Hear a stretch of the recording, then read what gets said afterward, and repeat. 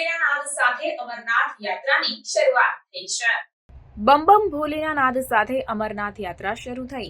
દેશભરના લાખો શ્રદ્ધાળુઓની આતુરતાનો અંત આવ્યો છે અને બમ બમ ભોલેના નાદ સાથે અમરનાથ યાત્રાની શરૂઆત થઈ ગઈ છે, જેમાં પહેલગામ અને બાલતાલ રૂટથી કડક સુરક્ષા વચ્ચે પવિત્ર બાબા બર્ફાનીના દર્શન કરવા માટે પહેલો જથ્થો રવાના થઈ ગયો છે।